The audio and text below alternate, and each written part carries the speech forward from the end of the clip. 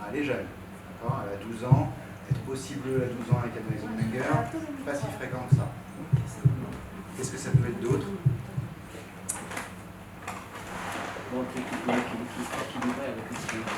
C'est la même chose, c'est-à-dire c'est une sténose pulmonaire avec un shunt, quelle que soit l'anatomie intracardiaque sous-jacente, on va dire c'est un Epstein, c'est une sténose pulmonaire CIA, c'est une sténose pulmonaire CIG. Bon, donc voilà l'électro. Il n'y a pas que de l'HVD. Hein.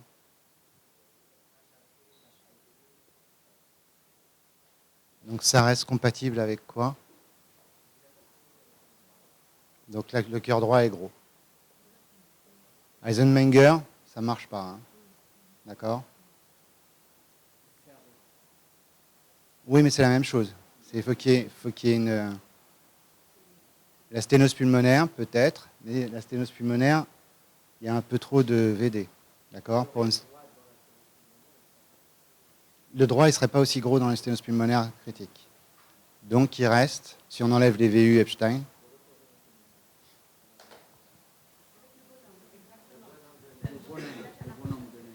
d'accord? Donc, bonhomme de neige. Donc, qu'est-ce qu'elle a? Plus précisément que ce que vous... Voilà.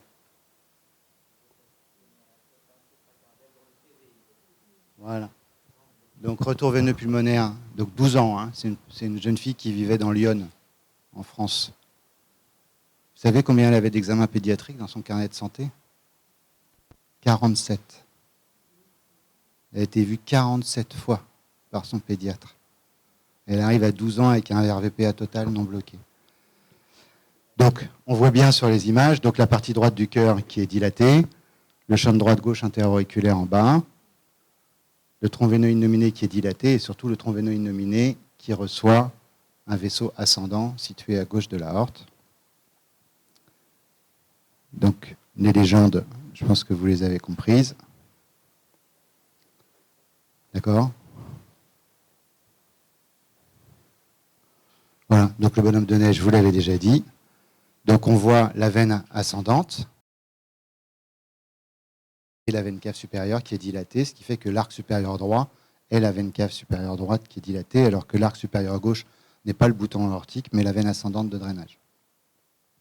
Et donc on lui a fait un scan.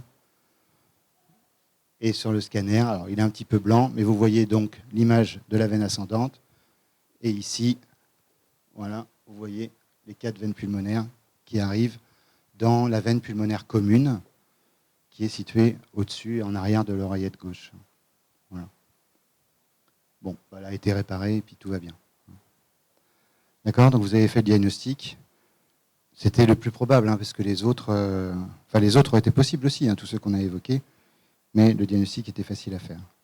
Donc juste un petit rappel, hein, et c'est ça dont je veux parler juste à l'occasion de ce cas clinique. Donc ça, c'est le développement des veines pulmonaires. Hein, et vous savez que les veines pulmonaires, elles ont un développement qui se fait de façon centripète. C'est-à-dire que les veines pulmonaires sont dérivées de l'intestin antérieur. C'est d'abord le poumon, et ensuite les veines pulmonaires vont se collecter en une veine pulmonaire commune, et cette veine pulmonaire commune va s'anastomoser à la face postérieure de l'oreillette gauche. Donc ça ne fait pas partie du tube cardiaque primitif. Et donc c'est ces défauts de connexion qui vont aboutir à des connexions atypiques de la veine pulmonaire commune. Donc une fois qu'il y aura eu la confluence des 4 veines pulmonaires, soit dans le tronc veineux innominé, soit dans ce qu'on appelle une veine cardinale qui va devenir le sinus coronaire, soit en descendant vers le bas dans une veine vitéline qui va à ce moment-là s'anastomoser soit dans la veine cave inférieure, soit dans le système porte. Et qui va donner des RVPA dits infradiaphragmatiques ou infracardiaques, qui ne sont pas toujours infradiaphragmatiques d'ailleurs. Et donc les différents types de RVPA sont liés à plusieurs mécanismes. Soit la veine pulmonaire commune ne se connecte pas au bon endroit. Par exemple, est-ce qu'il y a une malformation dans laquelle la veine pulmonaire se connecte commune? La veine pulmonaire commune, c'est ça, hein, common PV. Il y a une malformation dans laquelle elle se connecte nulle part. Ça s'appelle atrésie de la veine pulmonaire commune. Donc l'atrésie de la veine pulmonaire commune, le bébé naît, il n'y a rien pour sortir. Hein. D'accord? Et généralement, ils ne survivent pas très longtemps. Mais sinon, ils sont souvent des petites veines anormales qui les drainent et ils se comportent comme des RVPA bloqués. Donc ça, c'est une possibilité. Le chirurgien ouvre et il ne trouve aucune veine de drainage. Donc c'est atrésie de la veine pulmonaire commune. Et donc les différents types de RVPA totaux, je les ai indiqués. Et ensuite, il y a des RVPA partiels. Les RVPA partiels sont liés au fait que les 4 veines pulmonaires n'ont pas fusionné entre elles. Et donc, elles se connectent soit aux veines cardinales. Donc, quand c'est à droite, ben, c'est un RVPA dans la veine cave supérieure. Quand c'est à gauche, c'est un RVPA dans le tronc veineux innominé ou la veine cave supérieure gauche. Et puis, éventuellement, dans les veines vitellines, ça va donner les RVPA partiels inférieurs qui sont beaucoup plus rares. Ensuite, la veine pulmonaire commune peut s'anastomoser de façon indifférenciée aux 2 oreillettes, à la face postérieure des 2 oreillettes. Donc, c'est des RVPA totaux, mais généralement, c'est associé à une oreillette unique, parce qu'il n'y a pas de différenciation des oreillettes. Ça se voit dans les hétérotaxies. On peut avoir des RVPA totaux aussi qui se font dans l'oreillette droite complètement. Donc ça, c'est les différents types de retours veineux pulmonaires anormaux. Il y a un dernier type de retour veineux pulmonaire anormal, c'est celui-là. C'est l'incorporation incomplète de la veine pulmonaire commune dans l'oreillette gauche. L'incorporation incomplète de la veine pulmonaire commune dans l'oreillette gauche, ben c'est l'image en fait du milieu et qui va donner le cœur triatrial. Donc le cœur triatrial, ce qui permet de le différencier des membranes supramitrales, c'est le fait que l'auricule est situé en dessous. D'accord ? Dans les membranes supramitrales, l'auricule est situé au-dessus de la membrane. Dans le cœur triatrial, c'est situé en dessous, puisque l'oreillette primitive est faite que de l'auricule gauche. C'est pour ça que quand on a des RVPA totaux, un des très bons signes, c'est que l'oreillette gauche est petite. Et en fait, il y a une toute petite oreillette gauche et la grosse auricule gauche. Et d'ailleurs, c'est un signe prénatal d'avoir une toute petite oreillette ronde pour le diagnostic anténatal de RVPA total. Donc le cœur triatrial, c'est un RVPA. D'accord ? C'est la même chose. Même maladie. D'ailleurs, le traitement, c'est du RVPA. Voilà, ici, il y a un cœur triatrial. Bon, ben, ça ressemble à un RVPA total. C'est juste qu'il faudrait que je mette la couleur pour que vous voyez le passage entre la veine pulmonaire commune et l'oreillette gauche. Et vous voyez que l'oreillette gauche, on voit l'auricule gauche sur le côté. Bon, voilà, il y a différents types de cœurs triatriaux en fonction de la proximité de la membrane, en fonction de sa restriction et tout ça. Mais ça vous le connaissez. Donc voilà ici des différents types de cœurs triatriaux avec la partition de l'oreillette. Et donc on voit bien ici sur le scanner, même si on n'a pas besoin de le faire. J'ai dit tout à l'heure, on a la veine pulmonaire commune, les veines pulmonaires, la petite oreillette gauche, et puis l'auricule. D'accord ? Donc ça, cœur triatrial. Bon, les RVPA, c'est pas toujours simple comme ça. Donc les RVPA atypiques, ça peut être associé à des anomalies de développement de l'intestin antérieur, parce que je vous ai dit tout à l'heure, ça dérive du poumon. Et donc il y a tout un groupe de malformations pulmonaires qui sont associées à des anomalies des veines pulmonaires. Et donc ces anomalies-là, on appelle ça les malinosculations. Je vous ai dit, je commençais par des choses classiques et après je vais faire des choses moins classiques. Donc les malinosculations, ce sont des anomalies qui vont associer des anomalies de développement de l'intestin antérieur, des anomalies de développement du poumon et des anomalies de développement des veines et des artères. Éventuellement couplées, éventuellement isolées. Donc, primitive foregut, c'est l'intestin antérieur.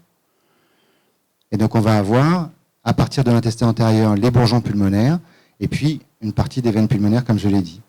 Bon, cette diapositive elle est un petit peu compliquée, mais c'est pour dire tout le développement de cette structure-là, qu'on n'apprend pas beaucoup en embryologie cardiaque, parce qu'on apprend le truc où le cœur tourne, la boucle, la septation et tout ça. Mais toute la pathologie des veines pulmonaires et toute la pathologie des artères pulmonaires distales, c'est lié à ces anomalies de développement. Et si vous regardez ici, par exemple, un des gènes très importants du développement de cette structure, c'est TBX4. TBX4, pour ceux qui font un petit peu d'hypertension pulmonaire, c'est un gène majeur d'hypertension pulmonaire du petit enfant, et qui associe hypertension artérielle pulmonaire et anomalie de développement pulmonaire. Donc ça fait partie de ça. Et en haut, il y a FOXF1, le petit gène qui s'appelle FOXF1, qui donne une maladie de développement des artères pulmonaires qui s'appelle la dysplasie alvéolo-capillaire. C'est des bébés qui ont une hypertension artérielle pulmonaire persistante du nouveau-né et qui ne s'arrêtent jamais et qui meurent. Et donc ils ont une maladie génétique autosomique récessive qui est liée à des mutations là-dedans. Et donc tout ça, c'est un groupe d'anomalies très important dans notre spécialité, qui fait l'interface avec la néonate, avec les pneumos, et puis bien sûr avec la cardiologie et la chirurgie cardiaque. Et donc ça va donner un nombre très important d'anomalies. On va en discuter un petit peu tout à l'heure, qui sont les séquestrations pulmonaires. Donc là, c'est qu'une anomalie de développement d'une artère. C'est normalement une artère qui ne devrait pas exister.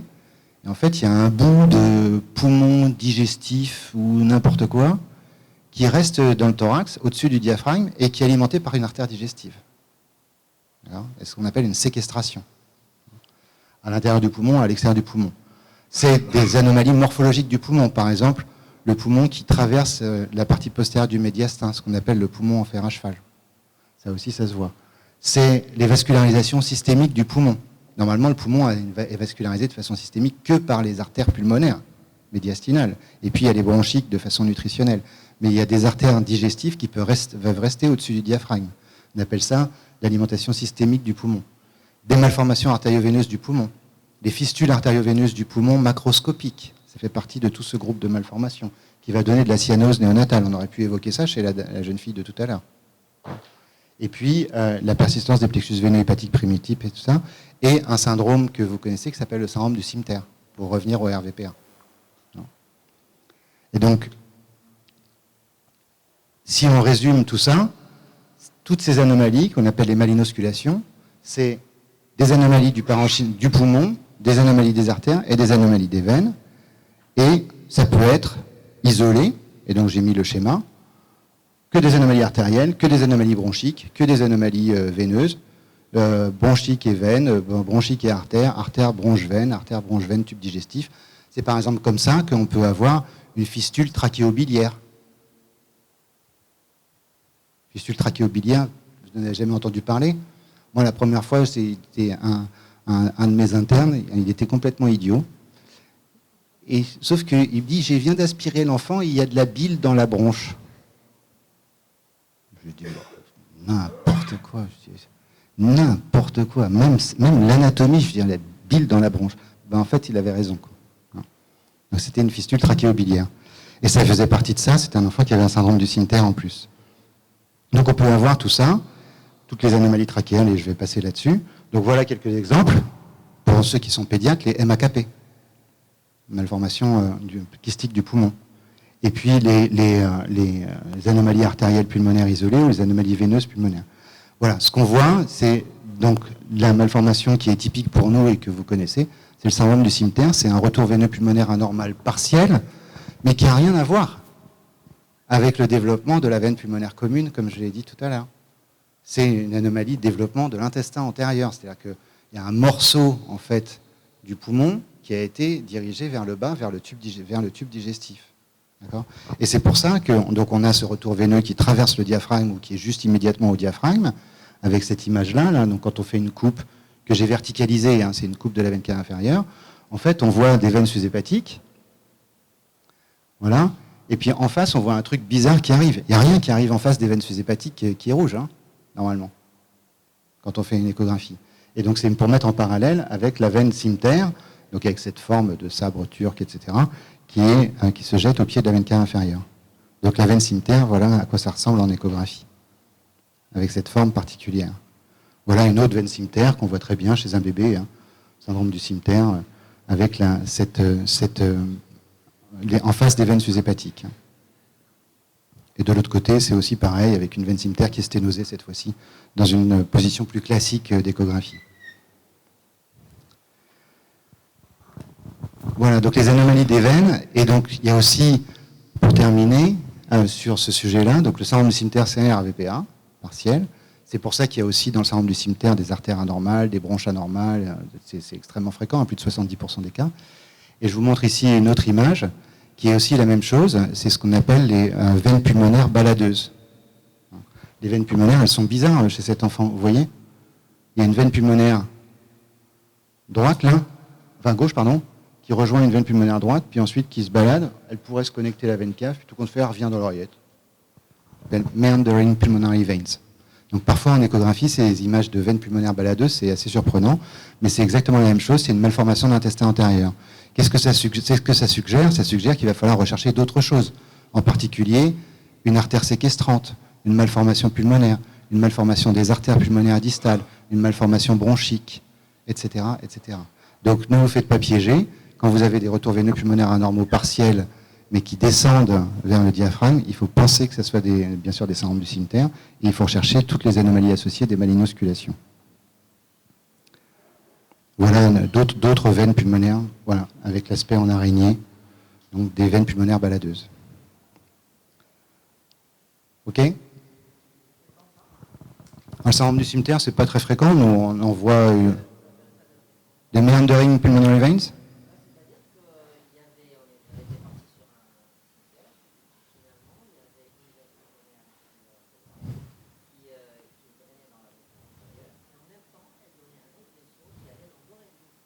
Ah oui, alors ça c'est plus classique, donc ça reste quand même ce qu'on appelle un syndrome du cimeterre. Mais on peut avoir, ça dépend de l'âge des patients, il peut y avoir avec ou sans sténose, le plus souvent avec sténose de la veine cimeterre, une veine de drainage qui se développe. Éventuellement une anastomose avec la veine. Si c'est pas parce que le RVPA du poumon droit dans le cimeterre, il est total que dans 70% des cas. Parfois il est partiel, il n'y a que la partie inférieure du poumon, et il y a une autre veine qui va dans l'oreillette gauche. Et on peut avoir, dans ce cas-là, s'il y a une sténose de la veine cimeterre, des anastomoses qui se font entre la veine pulmonaire de cimeterre et la veine pulmonaire supérieure droite. Voilà.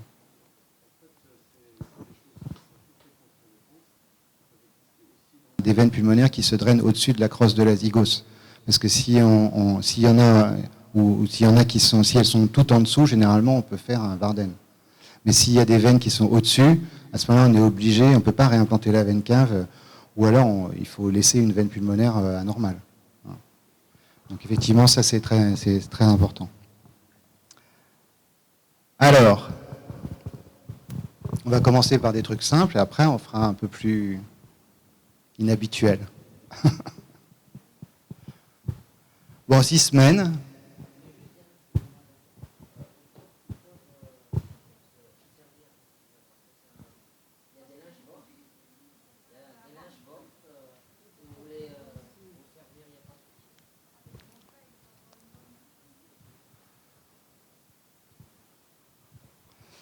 Bon, c'est un bébé qui grossit pas, qui mange pas, qui dort, qui a un souffle, il a un gros foie, il respire vite, il est tachycarde. Bon. Bon, le truc le plus banal, une CIV, quoi. Non? Comment?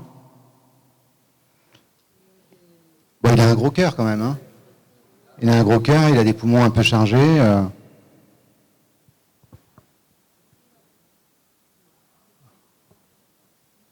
Bon, je vous montre une seule image, mais je vous dis 100%.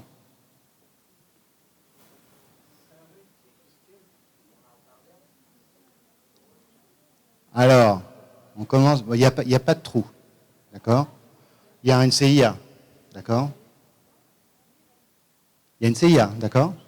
C'est une CIA, ça ne fait pas souffrir un bébé de quelques semaines de vie. Non.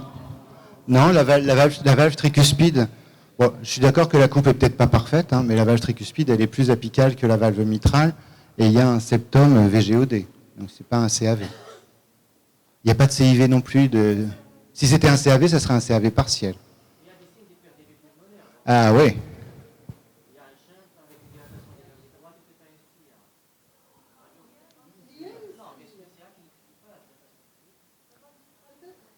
La valve mitrale ne fuit pas. Non mais, je veux dire, regardez pas la coupe. Donc le cœur, il est gros, je vous le remontre. Et...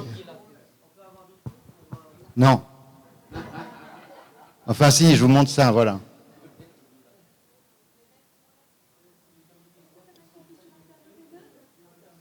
Où ça? Donc c'est la seule coupe que vous avez. Mais la réponse, vous l'avez déjà donnée. Qu'est-ce qu'on voit? Ouais, pas que le TVI. Ah bah, il est rose. Si c'était un retour veineux pulmonaire anormal partiel, il serait effectivement rose, mais on ne voit pas pourquoi il souffrirait d'hyperdévie, puisque c'est une physiologie de CIA. Elle est où la fistule? Elle est où la fistule? Bon, là, on le sait. Hein. Vous avez déjà dit l'aorte descendante, c'est quoi qui donne des fistules entre la crosse et le TVI?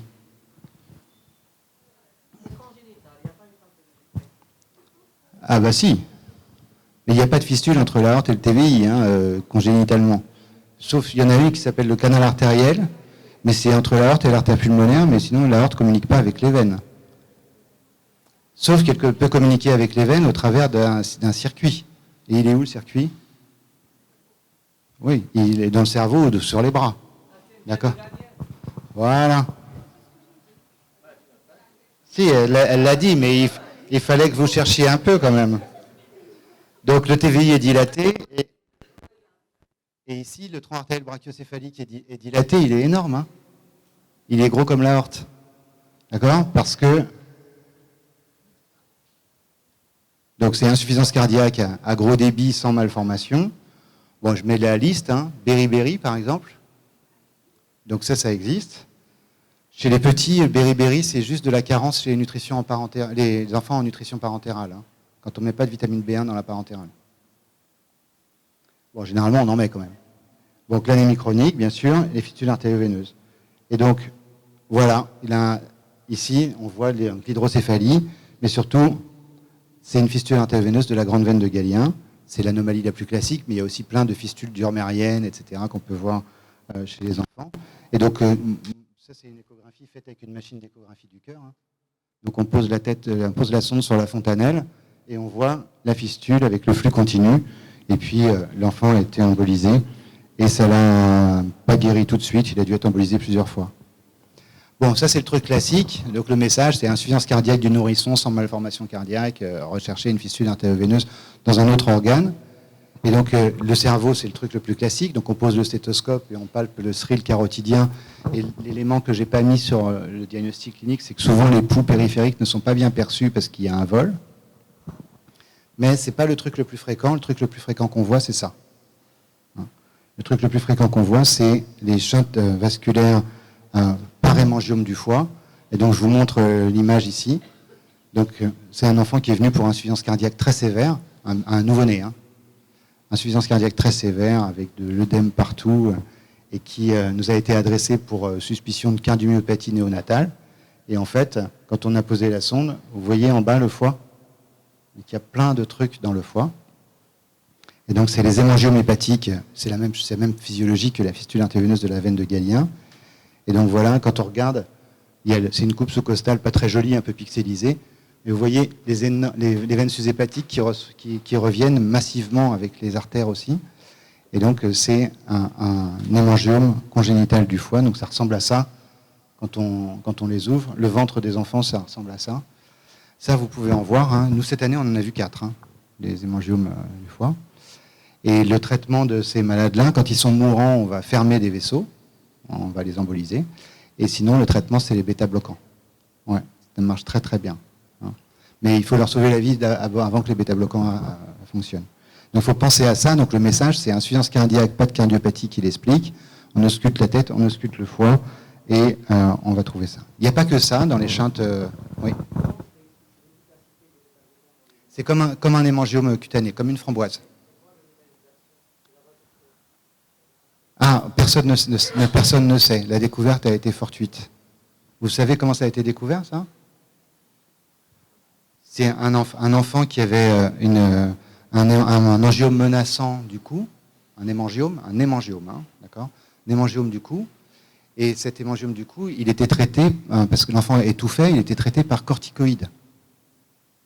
Donc il le traite avec des corticoïdes à fond, il lui injecte des corticoïdes pour faire diminuer l'angiome, qui est le vieux traitement. Et ils disent aux cardiologues, quand on lui donne beaucoup de corticoïdes, surveille le cœur. Donc il a une cardiomyopathie hypertrophique. Il devient obstructif, avec sa CMH induite par les corticoïdes. Donc ils disent, iatrogénie, on lui donne des bêta-blocs. Il lui donne des bêta-bloquants et là, pouf, l'angiome fond. Ils guérissent le malade. Bon, après, ils ont déposé un brevet. Bah, c'est exactement comme ça que ça s'est passé. Hein. Et donc, après, en termes de cellulaire, on ne sait pas exactement comment ça fonctionne. Oui, enfin, en tout cas, moi, je ne sais pas très bien. Mais quand j'ai participé à la mise en place pour la sécurité cardiaque de ce type de traitement, je sais qu'au moment où ça a été mis en place, ils ne savaient pas comment ça marchait. Oui.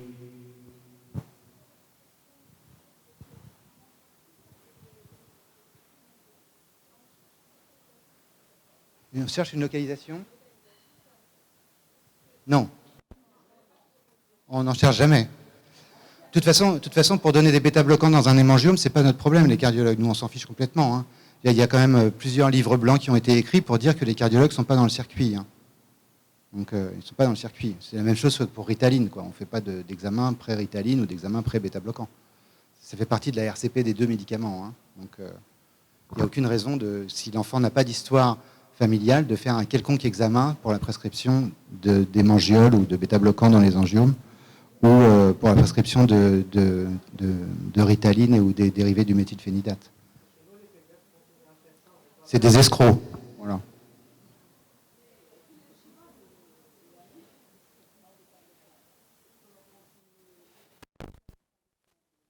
Non, mais c'est pas notre problème. Nous, ça, c'est un truc. Enfin, vous faites comme vous voulez, mais tout l'objectif de la RCP du médicament a été de réduire le coût de cette prescription pour les framboises de l'enfant. Les cardiologues ne sont pas concernés. D'accord ? Ils ne sont pas concernés. C'est-à-dire, vous savez la différence entre la poule et le cochon dans l'omelette au jambon ? La poule est concernée et le porc est impliqué. D'accord ? Donc là, vous n'êtes même pas concerné. D'accord ? Et ça, c'est un truc fondamental. Hein. Dans mon service, c'est interdit de faire un examen pour bêta-bloquant pour hémangiome. C'est interdit. Ça fait partie de la RCP du médicament. Le cardiologue n'est pas concerné et surtout pas impliqué. Vous savez que si vous dites qu'il n'y a pas de contre-indication, s'il y a le moindre accident, vous êtes légalement totalement responsable parce que le pédiatre ou le dermatologue qui a prescrit le bêta-bloquant s'est déchargé de sa responsabilité sur vous. C'est la même chose pour Ritaline. L'enfant, il fait une mort subite parce qu'il n'y a pas eu un interrogatoire suffisamment fiable pour savoir que la grand-mère était morte d'un syndrome de Brugada dont vous n'avez pas fait le diagnostic puisqu'elle était morte et qu'il meurt d'une tachycardie ventriculaire. Si vous dites qu'il n'y a pas de contre-indication à la Ritaline, vous êtes légalement responsable. En tout cas, en France, c'est comme ça. Dans mon service, c'est interdit d'accueillir un enfant pour un électrocardiogramme pré-Ritaline. Interdit. La seule chose qu'on dit, c'est pour les enfants opérés de cardiopathie congénitale, que nous n'y voyons pas d'inconvénient parce qu'il n'y a pas d'anomalie rythmique séquelaire qui éventuellement poserait un problème d'utilisation de ce type de médicaments. Même chose pour les bêta-bloquants. Mais pour les enfants, on va dire de ville, ambulatoires, non. Ça fait partie des recommandations. Il y a un livre blanc américain, il y a des recommandations européennes. Donc ne faites pas ça. Je sais que ça rapporte de l'argent, mais ne le faites pas. En tout cas, il n'y a aucune justification à le faire. Donc, après la veine de Galien et les shunts intrahépatiques, il y a les autres anomalies que j'ai déjà brièvement évoquées tout à l'heure, qui sont les séquestrations pulmonaires. Les séquestrations pulmonaires, c'est un morceau de poumon qui est vascularisé par une artère systémique. Et donc pas une artère bronchique, une artère systémique anormale, qui vient généralement d'en dessous du diaphragme. Et donc, il y a deux types de séquestration. Des séquestrations qui sont dites extralobaires. Et à ce moment-là, dans les séquestrations extralobaires, ce que vous voyez, c'est que le retour veineux sur le schéma de gauche se fait dans la veine cave. Donc on a un shunt gauche-droite. C'est comme une fistule artério-veineuse. Et les séquestrations intralobaires, qui sont celles qui sont les plus symptomatiques généralement, où le retour veineux se fait dans une veine pulmonaire. Donc c'est un shunt gauche-gauche. Il y a l'artère, le poumon et la veine pulmonaire. Et donc ça se voit dans le syndrome du cimeterre, par exemple. Dans le syndrome du cimeterre, on peut avoir, comme je vous l'ai dit, toutes les variétés d'anomalies, et en particulier les différents types de séquestration, mais surtout les intralobaires dans la forme infantile du syndrome du cimeterre, qui met les enfants en insuffisance cardiaque. Le RVPA, s'il n'est pas bloqué, s'il n'y a pas de sténose de la veine cimeterre, n'a aucune raison de les gêner. Et donc si vous faites un diagnostic de cimeterre et que l'enfant est en insuffisance cardiaque et qu'il n'a pas de cardiopathie associée, parce que elles peuvent être associées, il peut y avoir des anomalies associées, il faut regarder s'il y a une séquestration avec une séquestration donc intralobaire et un retour veineux pulmonaire important, cette fois-ci par les veines pulmonaires du côté gauche. Et il faut fermer cette séquestration. Il faut l'emboliser. Ça guérit les enfants. Oui. Ouais, alors, il y a plein d'origines possibles. La plus fréquente, c'est tronc-cœliaque. Mais on peut avoir des artères qui naissent des rénales. On peut avoir des artères qui naissent des branches du tronc cœliaque, de la mésentérique supérieure. On peut avoir plein de choses. Alors pour faire le diagnostic, il faut faire en échographie déjà, on voit. Parce que souvent, chez les bébés qui ont ça, ils ont une grosse artère qui traverse le diaphragme de façon ascendante, alors qu'on n'a qu'une artère descendante, normalement, qui est l'aorte. Mais si on a une artère ascendante, c'est une séquestration. Ce n'est pas toujours facile à voir. Et sinon, on fait le diagnostic en faisant un scanner. Nous, on ne fait pas de scanner, on fait du cathé. Puisqu'on va aller la fermer. On ne fait pas 2 irradiations. Ouais. Et après, c'est très facile à emboliser. En fait, on bouge tout.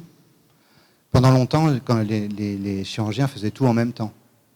Ils faisaient alors, chez les bébés, ça cassait beaucoup. Parce qu'ils faisaient tu coupais toutes les artères qui traversaient le diaphragme. Ouais, corriger le cimeterre chez un bébé, c'est très difficile. C'est plutôt quelques années de vie. C'est plus facile. Donc voilà, ça c'est ce que je voulais vous montrer, c'est les différents types de séquestration. Et voilà les images donc, de scan où on voit cette artère qui vient ici, elle naît au-dessus du tronc cœliaque. Ça c'est une diaphragmatique. Et ça c'est la séquestration, donc l'artère anormale qui traverse le diaphragme. Voilà, qu'on va aller fermer. Responsable du shunt. Ok, voilà, donc un exemple. Donc ici, à gauche, vous voyez le truc un petit peu bizarre.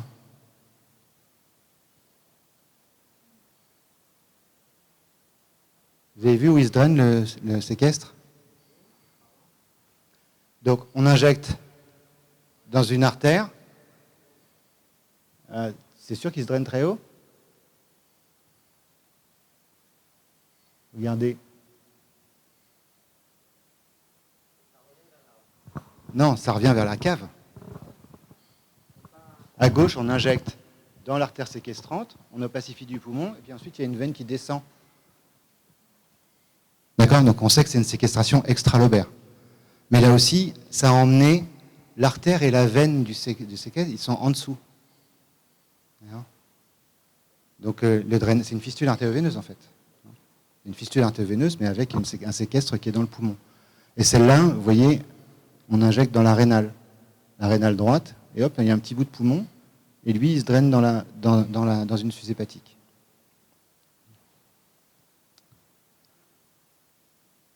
Et celle-là, c'est une séquestration intralobaire, puisqu'on injecte, donc le cœur est en dextrocardie, parce qu'il y a l'hypoplasie pulmonaire associée, et ici, on voit l'oreiller de gauche. D'accord? Donc là, c'est un shunt gauche-gauche. Et puis ensuite, ouais. C'est une veine pulmonaire du séquestre. C'est un morceau de poumon, comme c'est une séquestration qui est intralobaire.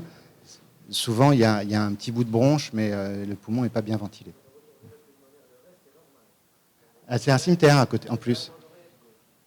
En tout cas, le retour, il y a le poumon normal qui est hypoplasique, qui se draine par la veine cimeterre. Et il y a un morceau de poumon qu'on appelle séquestré, c'est-à-dire que généralement n'est pas ventilé ou alors ventilé avec une bronche hypoplasique, qui lui est vascularisé par une artère systémique et pas par une artère pulmonaire, et qui se draine avec un retour veineux qui se fait pour les extralobaires dans une veine systémique et pour les intralobaires dans une veine pulmonaire. Voilà. D'accord? Et donc dans tous les cas, il faut les fermer. Ok? Alors le risque est surtout infectieux quand il est ventilé. Il y a des gens qui ont à un moment évoqué un risque de dégénérescence adénocarcinomateuse, mais c'est faux. Et donc en fait, le risque, c'est surtout que ça produise de l'hyperdébit. Mais moi, j'ai vu il y a 2-3 ans une dame qui avait déjà eu 3 enfants, qui est venue parce qu'elle avait un souffle continu. Et tout compte fait, elle avait une séquestration, mais on a dit qu'on ne lui faisait rien du tout. On ne l'a pas opérée. Et elle ne voulait pas qu'on l'embolise non plus, qui était un petit truc. Donc il ne s'était rien passé. C'est à cette occasion qu'on avait pris conseil avec les cancéros spécialisés du poumon qui nous ont dit c'est faux que ça dégénère. Alors, 7 ans en CE1, donc travaille bien, pas d'antécédents, varicelle en cours, hypodermite de la main droite sous antibiotiques, arthrite de hanche gauche, bactério-négative, arrive en réanimation, dyspnée, orthopnée, décubitus impossible, petite tension, pouls filant, tachycarde, un gros foie. C'est quoi le diagnostic ?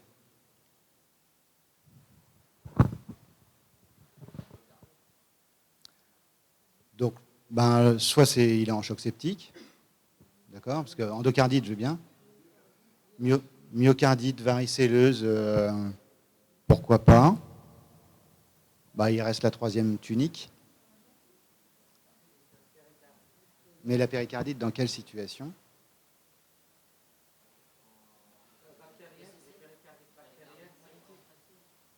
Pourquoi déjà chronique ?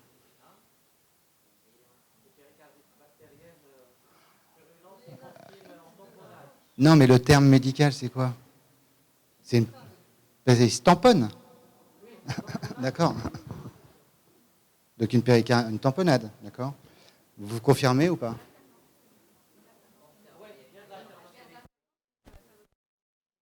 Donc ça veut dire qu'il y a de l'épanchement. Bon, ça ne veut pas dire qu'il se tamponne l'alternance. Hein. Voilà. Bon, il y a beaucoup de jus. D'accord. Donc ça pourrait être une péricardite purulente sur le sepsis de la main.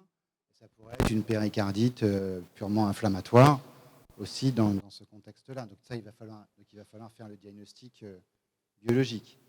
Bon, de toute façon, comme il se tamponne, il va falloir en enlever un petit peu. Puis après, on verra de quelle façon on le fait. Bon, là, on voit quand même que la dépression de la veine cave inférieure, elle est 0 et qu'il y a quand même un petit effacement de l'oreillette droite, donc il va falloir quand même le drainer. Hein. Bon, en urgence, hein, vous savez qu'on va drainer ce patient, donc ça, c'est juste la variation. Donc vous savez qu'on va drainer en urgence, on peut faire ça si on a une aiguille dans un cabinet, hein, de drainer un malade qui se tamponne, parce qu'il suffit d'enlever un tout petit peu pour que la pression péricardique diminue. Donc ça, vous le savez très bien. Et donc les épanchements qui se constituent rapidement se tamponnent très vite, même s'ils sont peu volumineux. Les épanchements chroniques ne se tamponnent pas beaucoup parce que le péricarde se distend. Bon, et si c'est purulent, on va le laver. Et si c'est purement inflammatoire, on va le traiter autrement. Bon, péricardite, ça va. Donc, je vais vous montrer d'abord, voilà, ça c'est quoi ? C'est une écho fœtale, ouais. Bon, le truc qui est pas normal, c'est la boule et le jus. Non.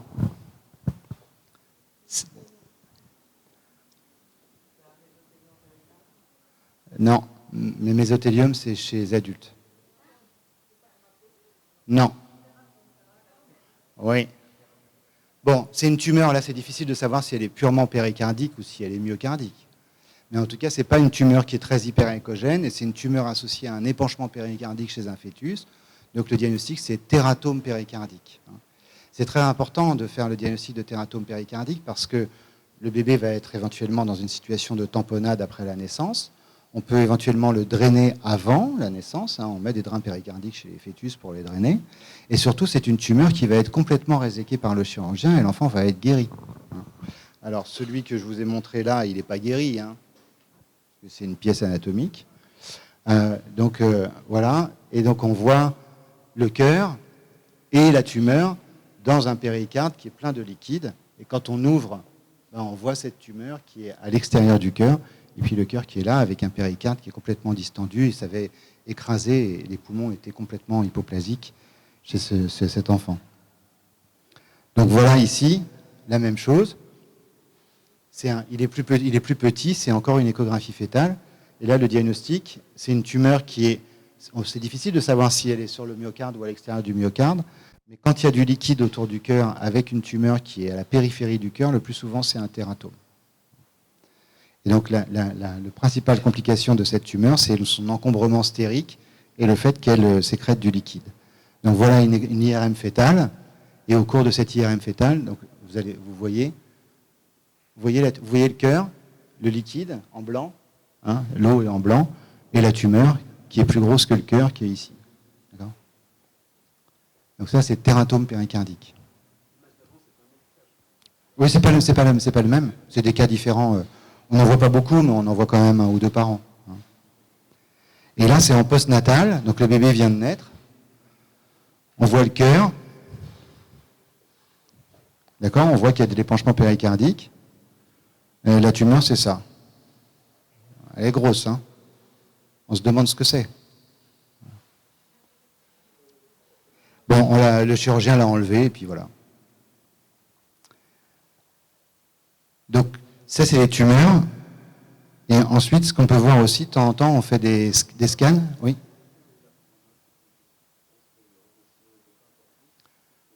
On a attendu quelques mois.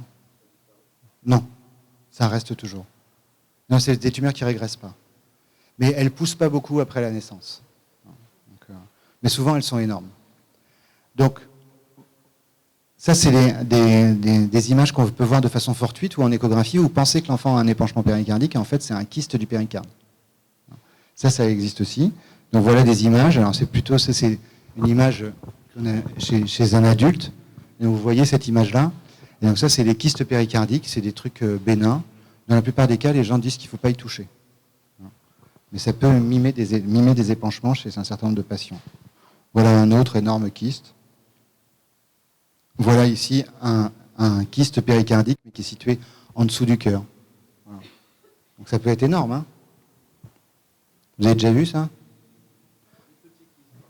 Ouais, des petits kystes chirurgicalement, ouais, on peut voir. Mais on peut voir des énormes kystes. Hein. Non, mais on en voit de temps en temps. Voilà un mésothéliome, d'accord ? Bon, ça, c'est une image que j'ai prise sur Internet. J'ai mis la référence d'ailleurs parce que on n'en voit pas chez les enfants. Hein. Donc les mésothéliums, c'est les principales tumeurs du péricarde. Mais il n'y a pas que ça.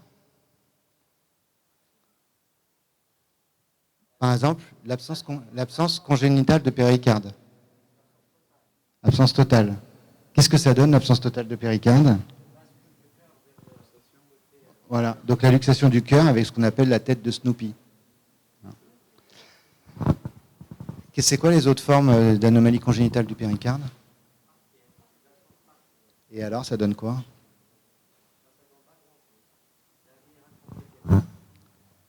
Ça peut donner des trucs.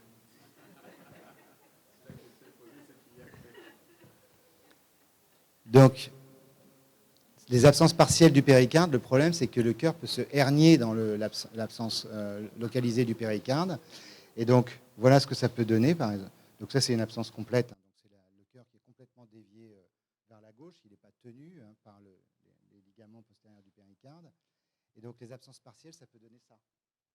Quand la pointe du cœur est herniée dans l'absence, et bien là aussi.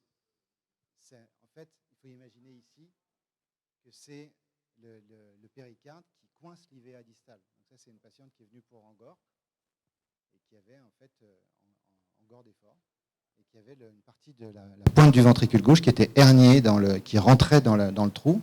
Vous imaginez, hein, le péricarde, il y a un trou et la pointe du cœur rentre dedans et donc ça comprimait la coronaire gauche. Voilà. Oui. Et donc il y a celle-là et l'autre, je ne suis pas sûr que j'ai une image, mais l'autre c'est l'auricule gauche. Parce qu'il y a des agénésies hautes postérieures du péricarde dans lesquelles peut se hernier l'auricule. Donc on peut avoir des hernies de l'auricule qui peuvent donner... Voilà, donc ça c'est un schéma sur... Encore une fois, moi j'avais pas d'image dans ma base. Et donc là, on peut avoir une hernie de l'auricule gauche et éventuellement des sténoses des veines pulmonaires et tout ça. Voilà. Et donc la chirurgie, c'est on ferme ou on enlève. Dans la plupart des cas, on ouvre ou on ferme. Ouais, mais c'est une image d'Internet, ça. Donc je ne sais pas qui c'est. Je ne sais pas si c'était ça qu'il fallait faire. À mon avis, agrandir le trou, c'est plus simple. Voilà. Mais en tout cas, ça peut donner des trucs. Voilà.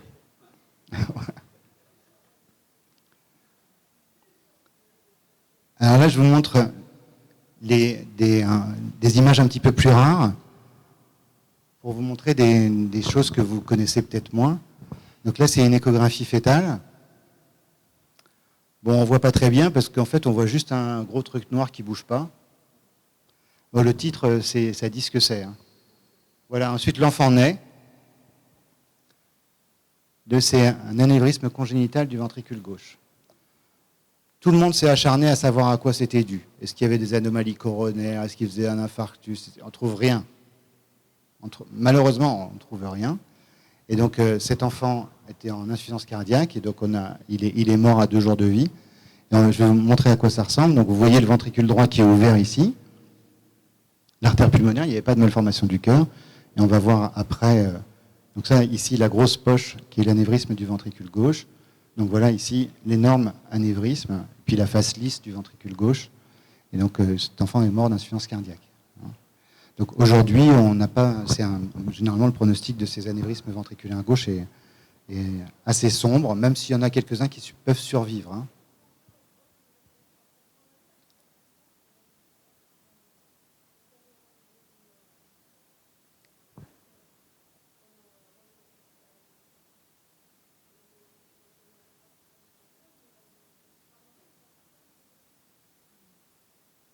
Alors, s'ils ne sont pas très grands, parfois on ne voit pas très bien, mais régresser, moi je n'ai jamais vu. Hein. Ouais, mais alors les diverticules, ce n'est pas les anévrismes. Donc là, je vais vous montrer des images. Voilà ici un autre anévrisme. Donc par exemple, celui-là, il va très bien. Quand on a fait le diagnostic, en fait, on a fait le diagnostic parce qu'il venait de faire un accident vasculaire cérébral. Et il a survécu. Mais l'anévrisme est moins gros. Donc là, il y a un thrombus. Les diverticules, c'est la paroi se contracte. Voilà un autre anévrisme, c'est un autre patient celui-là, avec aussi plein de thrombus. Il était pas dans l'anévrisme. Ouais. Mais peut-être qu'il avait bougé, tu vois. Ouais, il s'est bloqué dans l'appareil sous-valvulaire. Et donc là, un autre anévrisme avec un gros thrombus. Donc ça, c'est anévrisme congénital du ventricule gauche. Donc les diverticules, je ne suis pas sûr que j'ai mis des images de diverticules, mais le diverticule, il y a une paroi qui est complète et il se contracte de façon synchrone avec le reste du ventricule, alors que l'anévrisme est asynchrone, comme un anévrisme d'infarctus. Hein. C'est la même chose.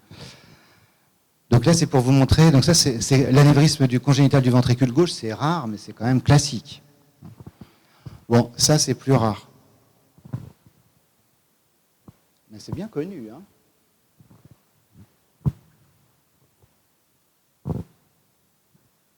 Il y a un bonhomme de neige aussi.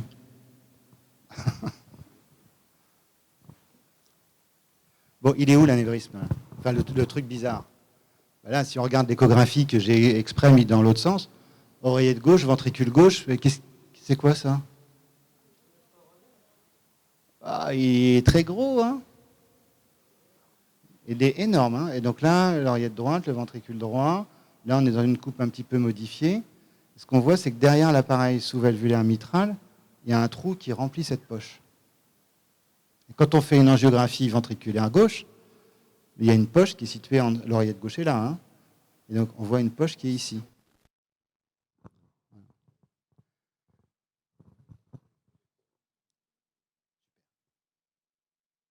Donc, ici, effectivement, c'est ce qu'on appelle un anévrisme sous-mitral. C'est une malformation congénitale, anévrisme sous-mitral, et donc qui lui, c'est pour ça que vous avez l'impression que c'est le sinus coronaire, parce qu'il se drainait en partie dans le sinus coronaire. Et donc c'est un anévrisme sous-mitral, et donc on a fermé par voie percutanée. Voilà. Mon enfant est égal.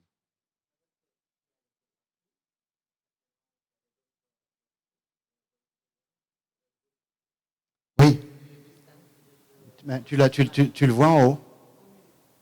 Non, l'oreillette gauche ne communique pas. C'est ventricule gauche, anévrisme, et puis ensuite il y avait un drainage, un petit drainage dans le sinus coronaire. Donc on a fermé par voie percutanée. Oui, parce qu'il fallait aller derrière la mitrale, soulever le cœur et tout ça. Pardon?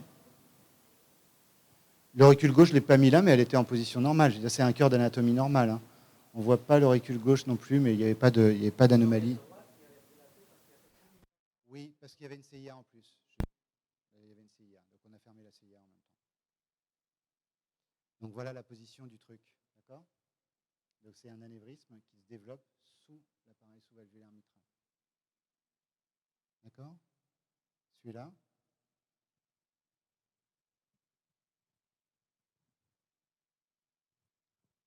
L'écho n'est pas super parce que c'est un malade que j'ai vu en Birmanie. Oui.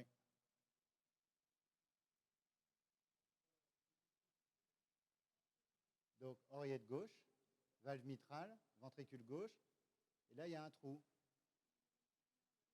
D'accord ? Et donc ça s'appelle un anévrisme de la fibrosa. Okay. Ouais, du trigone, ouais, enfin orthomitral si on veut. Et donc quand ça se développe à l'extérieur du cœur, ça peut être énorme. Hein. Voilà. Donc voilà un anévrisme donc, de la fibrosa mitro-aortique. Donc l'oreillette gauche, le ventricule gauche, et cet anévrisme qui est ici, hein, qu'on voit sortir du cœur. Donc le traitement, généralement, on ouvre l'anévrisme et puis on le ferme par l'intérieur. Voilà. Donc c'est des anomalies pas très fréquentes. Hein. Ah, j'ai mis un diverticule. D'accord ? Donc là, c'est un diverticule de la pointe du cœur. D'accord ? Vous voyez qu'il se contracte de façon synchrone avec le reste du cœur, que ce n'est pas un anévrisme, il y a de la paroi. Bon. C'est quoi ça ? C'est marqué double... Mais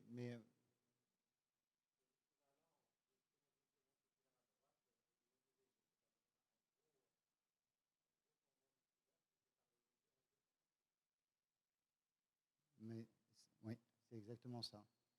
Donc il y a 3 ventricules. 1, 2, 3. D'accord ? Ça s'appelle le ventricule gauche à double chambre. Le ventricule droit à double chambre, c'est-à-dire la sténose médio-ventriculaire, ce n'est pas la même chose, parce que c'est un ventricule droit qui fait, donc il y a sa chambre d'admission et sa chambre trabéculée qui sont en dessous, puis ensuite il y a l'ostium, souvent c'est sténosé, et puis il y a une autre chambre au-dessus qui est l'infundibulum, en fait, qui est indépendant du cœur, indépendant du cœur, pardon. Alors qu'ici, effectivement, c'est à la fois de l'appareil sous-valvulaire mitral, du pilier, une bande musculaire qui sépare le ventricule gauche en deux. Mais ce qui est rigolo dans cette anomalie-là, c'est que quand vous faites des IRM, en fait, le ventricule gauche, il a 2 pointes. D'accord ? Donc, voilà. Et ici, voilà à nouveau. Et donc, vous voyez comme s'il y avait 3 cavités. Donc, double chambered. Pas si exceptionnel, hein ? Cette année, mes jeunes docteurs ils m'ont montré des images en disant on ne sait pas ce que c'est. C'était 2 fois, c'était ça.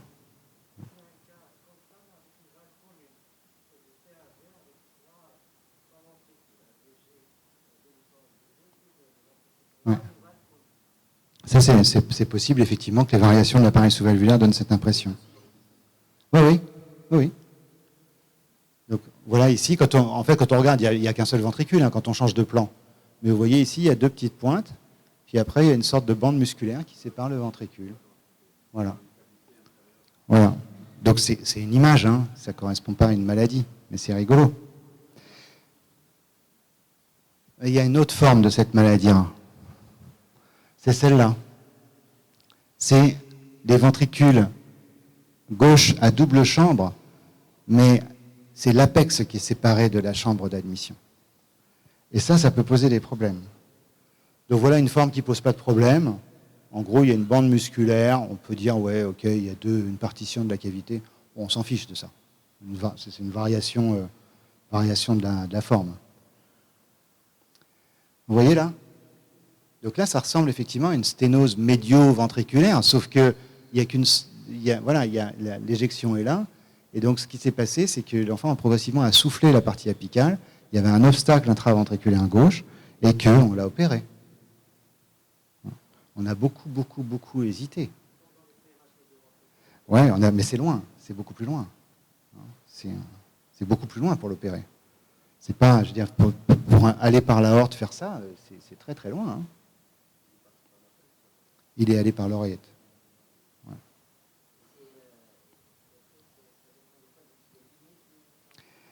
C'est une malformation en fait du ventricule. Mais voilà, c'est ce que je voulais vous montrer, c'est lui. Voilà. Vous voyez qu'il y a une...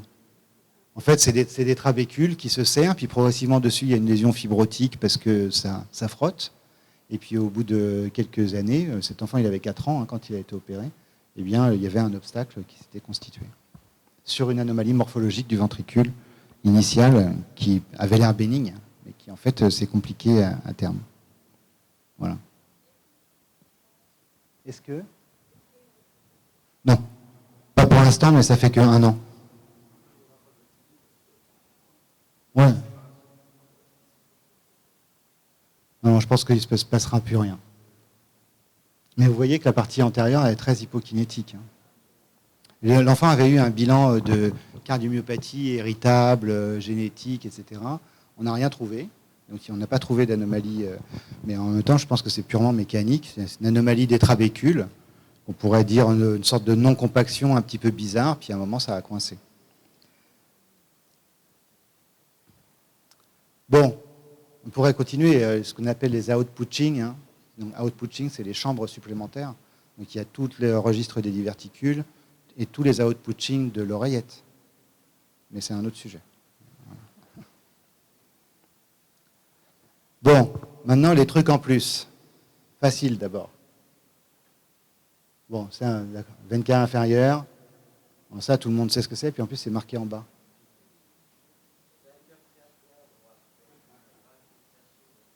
Alors, cœur triatrial droit, ça voudrait dire que ça coince. La définition du cœur triatrial, elle n'est pas anatomique, parce qu'on peut voir des cœurs triatriaux avec des images. Je pense que je vais vous en montrer. Mais pour dire que c'est un cœur triatrial, il faut qu'il y ait un champ de droite-gauche néonatal. Oui, parce que sinon, c'est une image. Et il y a des gens normaux qui ont des images de partition de l'oreillette droite. Hein. Cor triatriatum dexter. Ça, c'est quand on parle latin. Moi, je parle latin sous la torture. Donc ça, la valve de Stachy, c'est bon. Après, les autres valves à l'intérieur du cœur, ça, ben, non, ça c'est la valve du sinus coronaire ou valve de Tébésius. D'accord? Le réseau de Chiari, je vais vous montrer.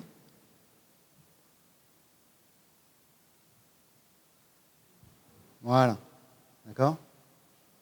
Donc ça, en fait, c'est embryologiquement, c'est ce qu'on appelle le reliquat du septum spurium. Le septum spurium, c'est la partition congénitale postérieure de l'oreillette droite qui va de la valve de Stachy jusqu'au sinus coronaire.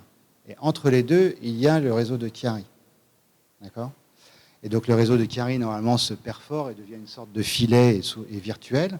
Mais ce septum spurium a pour objectif de diriger le sang veineux rouge de la veine ombilicale vers le foramen ovale. C'est ça son objectif. Et donc il doit disparaître après. Et quand il disparaît de façon insuffisante ou que le réseau de Chiari est insuffisamment perforé, à ce moment-là, on va maintenir le champ de droite-gauche postnatal. D'accord? On va avoir un champ de droite-gauche postnatal et éventuellement le ventricule droit se remplira moins. Et donc on va avoir, c'est ça qu'on appelle cor triatriatum dexter quand il y a le symptôme. Parce que sinon, naturellement, on a cet aspect-là. Voilà le réseau de Chiari. Donc ça, c'est l'image anatomique. Et ici, vous voyez le réseau de Chiari. Et surtout, vous le voyez qu'il rentre dans la tricuspide. Hein. Il peut rentrer dans la tricuspide. Je pense que je ne vous en ai pas mis, mais j'en ai même un qui rentre dans la tricuspide, le ventricule droit, puis l'artère pulmonaire. Vous voyez là? Qui rentre dans la trique. Donc si ce n'est pas obstructif, on s'en fiche en fait. Voilà. Ça, c'est des images, on peut en faire tous les jours. Hein. Si vous regardez les nouveau-nés, il y a ça tous les... Pas tous les jours, mais on voit très régulièrement ce genre d'image. Mais s'il n'y a pas de maintien du champ de droite-gauche intero-auriculaire, ça ne pose pas de problème. Voilà, toujours la même chose. Est-ce que j'ai mis celui qui va dans l'artère pulmonaire? Pourquoi ça ne veut pas avancer?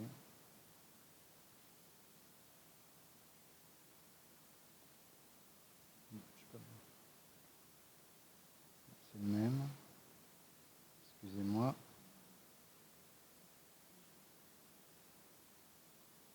Ah, je pense qu'il doit y avoir un timing. Donc ça, c'est les images à gauche que vous pouvez voir. Par exemple, ce truc-là, voilà, Coumadin Ridge. Vous savez pourquoi ça s'appelle comme ça? Parce qu'on pense que c'est un thrombus de l'oreillette gauche. Mais en fait, c'est juste la fin de l'auricule gauche et avec le promontoire de la veine pulmonaire supérieure gauche. Donc c'est pour ça que ça s'appelle Coumadin Ridge. Voilà ici un patient qui a une partition de l'oreillette gauche, on pourrait dire cœur triatrial. Bon, mais comme il n'y a pas d'obstacle, donc de temps en temps, on voit ces images-là. Une partition de l'oreillette gauche, comme la partition tout à l'heure de l'oreillette droite. Voilà le Coumadin Ridge au scanner, donc ça, vous connaissez. Voilà ici une partition de l'oreillette droite, mais c'est une partition de l'oreillette droite qui est fait pas, c'est pas la valve de Stachy et le septum spurium. Bon, ça, c'est une image normale. D'accord ? Une image normale, c'est une variation de la normale, même que celle-là. Mais c'est pas les valves que je vous ai montrées tout à l'heure. Donc voilà, on peut voir ça en scanner. Bon, le titre, c'est marqué, mais... Bon, ça, c'est plus rare. Oui. C'est pour ça qu'on les a, les images, parce qu'ils viennent pour insuffisance mitrale. En fait, si vous regardez bien, malheureusement, je n'ai pas retrouvé sur mon ordi les images de la chirurgie. Bon, c'est des patients différents. En fait, ici, ce qu'on voit, c'est la mitrale, et derrière la mitrale, il y a un truc. C'est un cordage qui est dans l'OG, qui est attaché dans l'oreillette gauche, et ça faisait fuir la valve. En fait, ce patient, on nous a envoyé les images parce qu'il venait pour un mitral clip pour une fuite mitrale, et pendant le TO et l'écho, ils ont dit « Qu'est-ce que c'est que ce truc ?» Et donc, tout compte fait, c'était un cordage aberrant. Et puis après, les images sont plus difficiles parce que c'est des petits-enfants.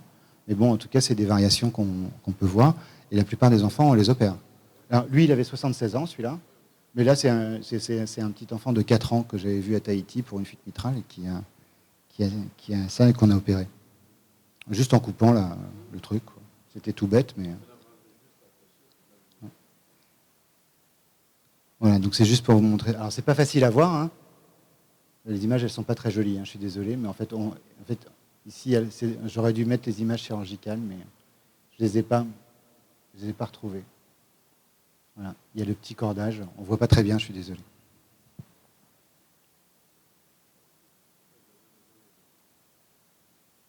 C'était marqué classique et pas classique. Hein.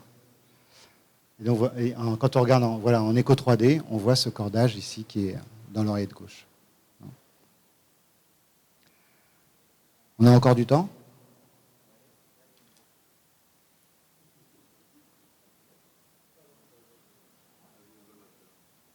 Alors, des choses classiques ou des choses pas classiques? Classiques.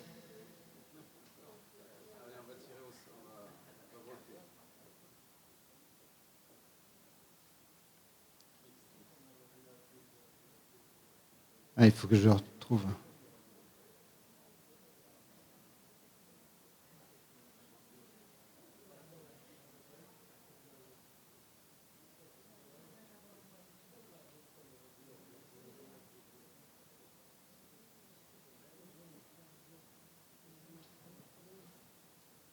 Bon, on va vous faire travailler un petit peu. On va faire du...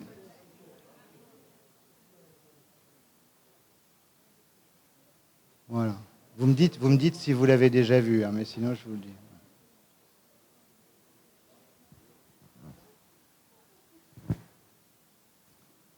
C'est un examen final. L'incidence des cardiopathies congénitales à la naissance, quel que soit le terme de naissance. Voilà, tu peux répondre non, mais il faut que tu me dises pourquoi. C'est quoi l'incidence des cardiopathies congénitales? 0,8 pour 1000, 1%, d'accord?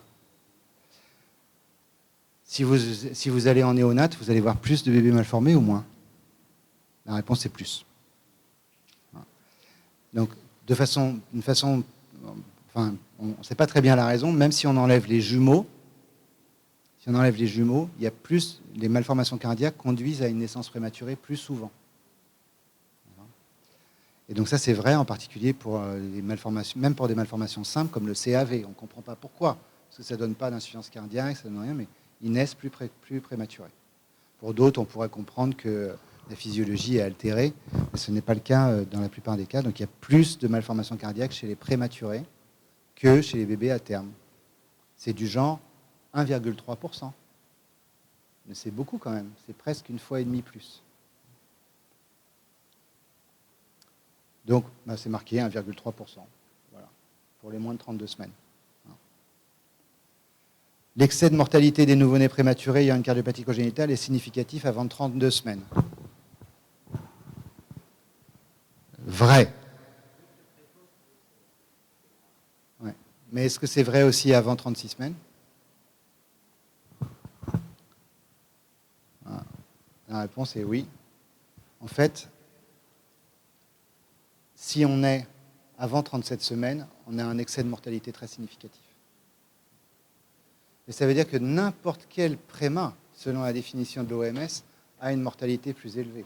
Et cette mortalité, c'est considérablement changé.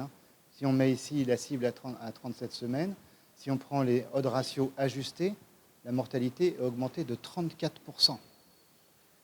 C'est énorme. Donc, c'est pour ça. Alors, quand il n'y a pas de diagnostic prénatal, de toute façon, ça va être naturel. Mais ce qui est très important, c'est dans les pays où il y a un diagnostic prénatal, de ne pas anticiper la naissance de façon excessive. Donc, il ne faut pas, pour des raisons logistiques, faire naître les enfants trop tôt. Parce qu'on augmente la mortalité de façon considérable, indépendamment du poids, pour des raisons d'immaturité. Quand on cathétérise des enfants de moins de 2 kg, les complications, c'est 30% des cas.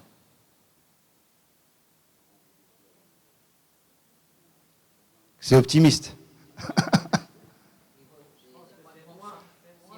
Complications. On va voir les parents, on leur dit, est-ce qu'ils disent, ouais, ça va bien se passer? 2 fois sur 3 ou plus que 2 fois sur 3? Non, c'est vrai. Vous avez déjà cathétérisé un bébé de 2 kg, de 2 kilos? Moins de 2 kilos? Non, les bébés de moins de 2 kilos, c'est pour ça qu'il faut faire aussi un petit peu attention de temps en temps. On va dire, voilà, c'est un bébé, c'est un jumeau, 1,8 kg, un syndrome transfuseur transfusé, puis il a une sténose pulmonaire. Dilate-le. Oui. Il y a 30% de complications. Voilà. Alors ça peut être la veine fémorale bouchée, mais c'est les arythmies pendant la procédure, c'est déchirer quelque chose, c'est l'entérocolite post-cathée, etc.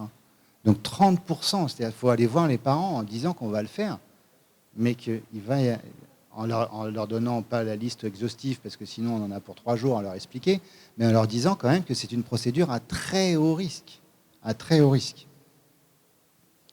Donc effectivement, il y a des complications mineures ou catastrophiques, voilà, mais quand on est à 2 kg, vous voyez, c'est 28% de complications, et quand on fait des cathés interventionnels, à ce moment-là, on est, pour les complications, de niveau élevé, c'est quand même encore 20%.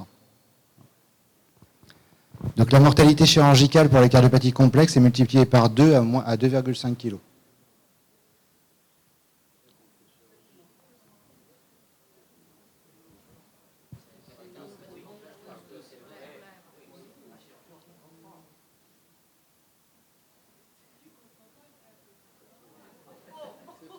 C'est beaucoup plus que 2 fois. Donc effectivement, ta réflexion était bonne, ça dépend du type de cardiopathie et de la complexité, donc soit Arrache, soit Aristote. Mais quand on regarde, vous voyez que la mortalité ici, elle est nettement plus, donc la mortalité est entre 1,5 et 2,5. Donc là, c'est 2, d'accord, pour des scores pas élevés. Mais quand on est là, vous voyez la mortalité, c'est énorme, d'accord, les différences. Parfois multiplié par 4, 5. Donc on va voir, bonjour madame, votre bébé a une transposition simple des gros vaisseaux, il pèse 2,1 kg, mais les switches on sait très bien faire, mortalité 1%, pas de problème. Bah non. Ouais, ça c'est des Américains. Oui, mais l'hypo-VG, il va être là. Oui. Non, il y a un certain nombre de cardiopathies, mais même une transpo simple, c'est pas la même chose en termes de mortalité. Et j'ai dit mortalité, j'ai pas dit morbidité. Hein, parce que morbidité, on va être beaucoup, beaucoup plus. Donc tout ça pour dire que quand on s'occupe de bébés de petit poids ou de bébés prématurés, il faut être extrêmement circonspect sur les annonces des risques. Un petit truc avec nos interactions avec les néonatologues. La bronchodysplasie pulmonaire expose les enfants devant subir une chirurgie sous CEC à des complications dans 75% des cas. Bon, on va aller vite. La réponse est oui. Donc on va voir l'enfant bronchodysplasique, ça fait 4 mois qu'il est en réanimation parce qu'il a une grosse CIV. Et on dit, bah maintenant c'est bien, il pèse 3,7 kg, maintenant il faut y aller. Bah ouais, bah, il faut y aller. Il va rester combien à l'hôpital en plus? 1 an. 1 an. Qu'est-ce qu'il aurait fallu faire? Le fermer à 2 kg. Le fermer à 2 kg. Quand il n'aurait pas été bronchodysplasique, ventilé mécaniquement encore 3 mois de plus. D'accord? Le fermer ou le cercler. Mais à partir le cœur d'une... Oui, en tout cas, il aurait fallu faire quelque chose plus tôt.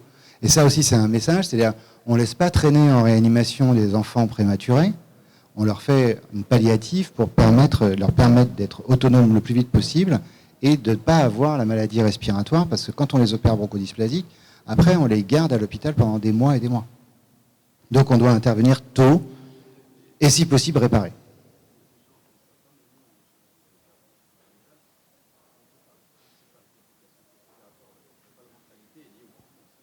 Oui. Et chez...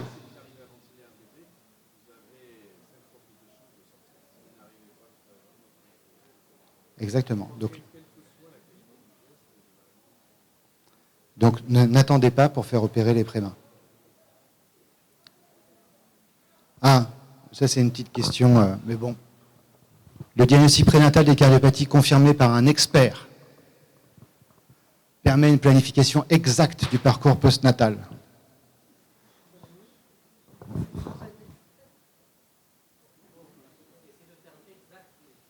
Et le terme expert.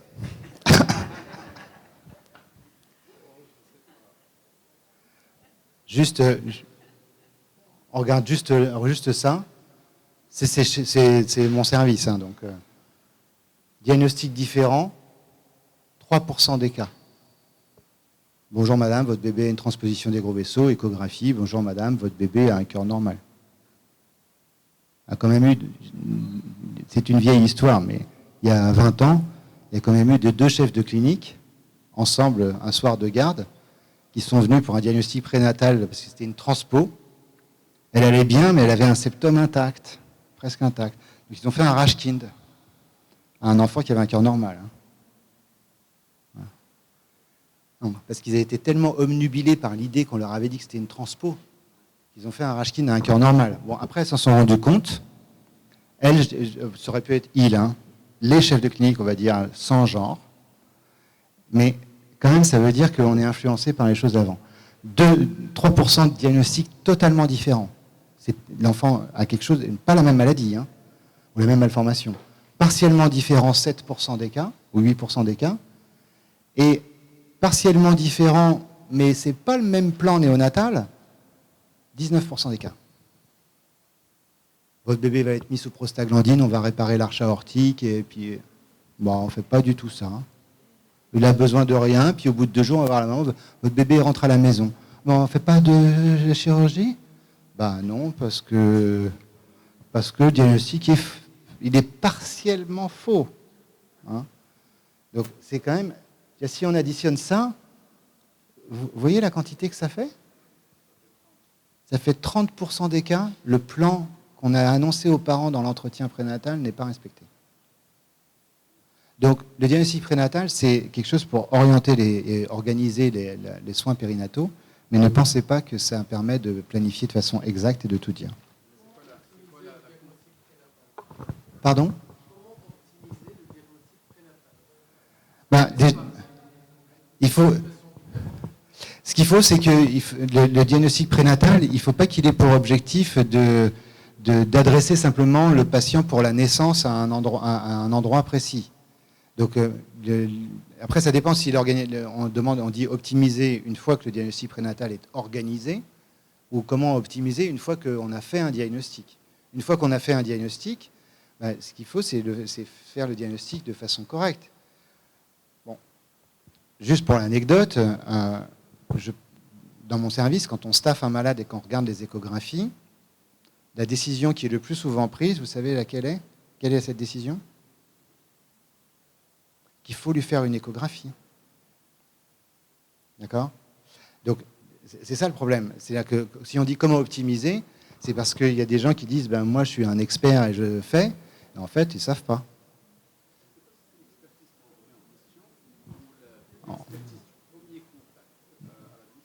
Non, l'expertise, je veux dire, le diagnostic échographique, on a fait des choses dans l'autre sens. C'est-à-dire regarder les images qui avaient été enregistrées par l'expert et les comparer avec son compte rendu. Donc en faisant ça, par exemple, avec soit individuellement, soit en groupe pour critiquer les images, on rectifiait le diagnostic dans 90% des cas. Donc l'expertise, elle n'est pas individuelle, elle est collective. Ça, c'est un premier point. Mais il y avait aussi un certain nombre de cas où l'expert faisait un diagnostic, mais il n'avait pas les images pour en apporter la preuve. Et dans la plupart des cas, c'est ça le problème. C'est que les gens font un diagnostic, mais c'est vrai en cardiologie congénitale aussi. Ils posent la sonde, ils disent c'est une transposition des gros vaisseaux avec CIV, Mais en fait, c'est pas ça. C'est pas une transposition des gros vaisseaux, c'est un ventricule droit à double issue avec CIV sous-pulmonaire, etc., etc.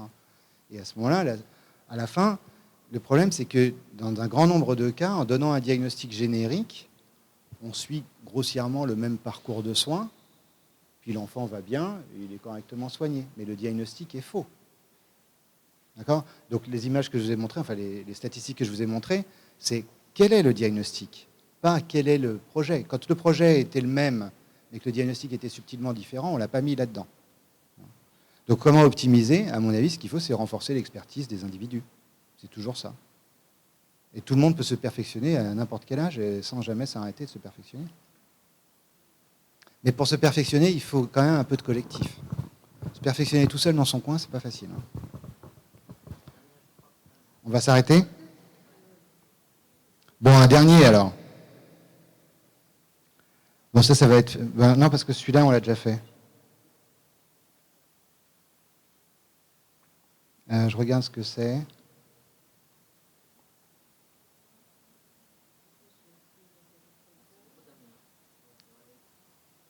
Bon, je fais un dernier alors. Donc, si un autre réfractaire avec détresse respiratoire, je ne sais pas ce que c'est, avec détresse respiratoire, à terme, grossesse normale, autocycle, pas de souffle, les pouls sont palpés, saturation pareille aux 4 membres. Ou bien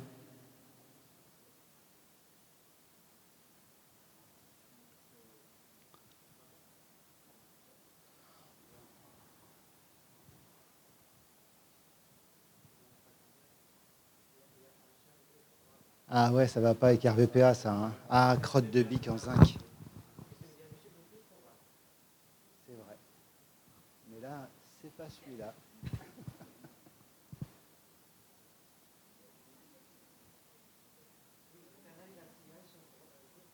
Non. Ah ouais. Donc le canal, il chante droite-gauche en systole. On ne voit pas de chant diastolique par le canal, donc les résistances, elles sont encore élevées. Et le foramen ovale, il chante gauche-droite, mais surtout, il est petit. Quel est le diagnostic ?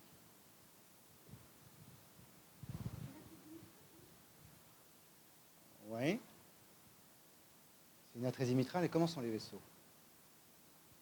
Je n'ai pas besoin d'autre chose, je sais le diagnostic. Alors, si les vaisseaux sont transposés, ils sortent de quel ventricule ? Donc l'artère pulmonaire sort du ventricule gauche, alors. Et l'aorte sort du ventricule droit. Et qu'est-ce que ça change si c'était l'inverse ?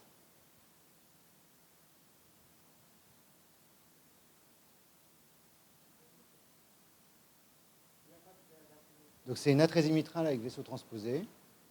Bon, déjà, ça n'existe pas. Enfin, c'est pas que ça n'existe pas, parce que la prochaine fois qu'on en voit une, on va dire que ça existe quand même. Mais il y a, a priori, atrésie mitrale, généralement, c'est atrésie mitrale avec des vaisseaux en position de ventricule droit à double issue, mais qui sont normalement comment dire, ils ont une anatomie normale entre eux. Non, le diagnostic le plus probable, c'est le canal artériel alimente l'aorte, vous êtes d'accord? Et le foramen ovale est restrictif. Ben oui. Le diagnostic le plus probable, c'est hypoplasie du cœur gauche. Donc, la physiologie, c'est de dire que la compliance du ventricule gauche est moins bonne que celle du ventricule droit, ou le shunt est obligatoire, vous avez dit atrésie mitrale. Et bien voilà. Donc, hypoplasie du cœur gauche. D'accord? C'est obligatoirement une hypoplasie du cœur gauche. Hein. Alors après, on pourrait être atrésie mitrale, mais à ce moment-là, pourquoi est-ce que l'aorte est alimentée par le canal artériel? Donc les vaisseaux ne peuvent pas être transposés, donc ils sont bien posés. Donc c'est atrésie aortique. D'accord? Donc c'est hypoplasie du cœur gauche. Donc la gymnastique se fait sur les deux images. Donc pourquoi je montre ces deux images? C'est parce que toute la stratégie d'urgence du nouveau-né va se faire sur ces deux images. On regarde le canal, on regarde le foramen ovale. Comment est-ce qu'on maintient le canal artériel ouvert? Est-ce qu'il faut faire quelque chose pour la CIA? Que ce soit un ventricule unique comme celui-là, ou une transposition des gros vaisseaux, ou n'importe quel autre type de cardiopathie congénitale, on va faire toute la physiologie avec ces deux images et quasiment tous les diagnostics, sans regarder l'intérieur du cœur. Et donc là, c'est une hypoplasie du cœur gauche, et avec l'aorte qui est rétrograde, que je ne vous avais pas montré tout à l'heure, on voit l'aorte qui est rouge, qui est perfusée à l'envers. D'accord? Voilà, le flux dans la sous-clavière, lui, il est normal, hein, mais par contre, le flux dans l'aorte horizontale, il ne l'est pas. Ok? Et avec ici, donc l'angio, parce qu'on a fait une angio parce qu'on allait faire en hybride pour le stenter. Pour stenter le canal. Ah, après on fait un Rashkin. On fait un Rashkin, maintenant on fait éventuellement un petit passage en CEC et on l'enlève. Voilà. Même en hybride. Parce que c'est jamais très bien le Rashkin. Bon, et ben on s'arrête là alors. Merci.